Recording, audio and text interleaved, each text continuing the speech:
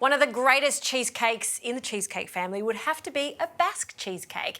It's of course from the Basque region, and I remember trying it at the most famous place in San Sebastian called La Viña. It's stunning. And what makes it so unique is that gorgeous crust on the top and that wobbly custard-like interior. It's stunning. I'm going to share the recipe with you, but with a twist. I'm going to make a Basque cheesecake, but a chocolate version, and it's just as good. In fact, maybe even better.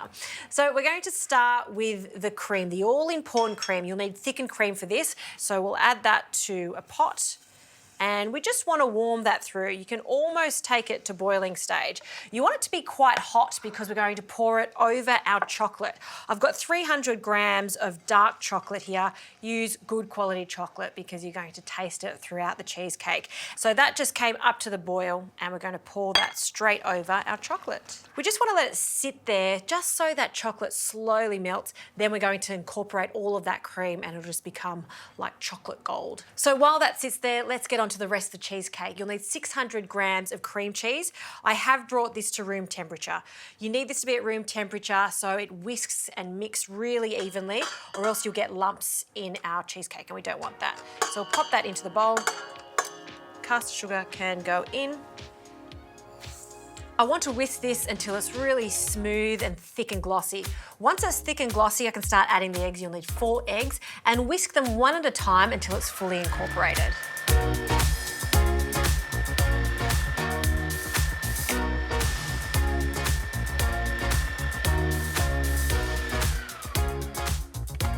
All right, look how silky smooth that is, just right. Now back over to our cream and chocolate mixture. This has been sitting here for a bit. It's cooled down also, so we're just going to whisk in the chocolate. You'll see it just thicken up instantly. It looks like it won't come together, and then just like magic, we've got that chocolate mixture. Now you do want this to cool down. This one has cooled down. I'm just going to remove that for a moment, make it easier. I'm going to give it another really good whisk until it's completely incorporated into the cheesecake mixture. Then I'm going to add some cocoa powder and a hint of cornflour. So this is also a really great cake for all of my gluten-free friends. All right, let's give it another whisk.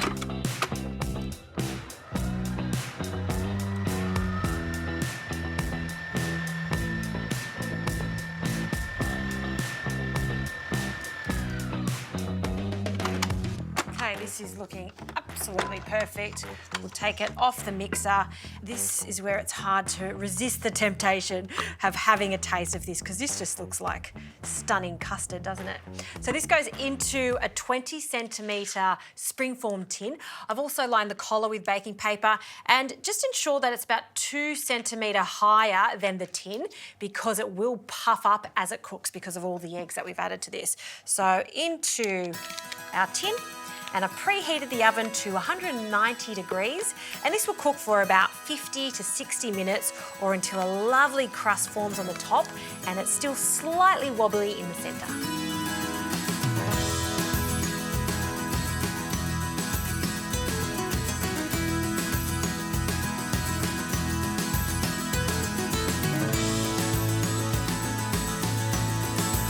All right, the cheesecake has come out of the oven. I've allowed it to cool. You can see how beautiful that top is. So let's take it out of the tin, collar off first.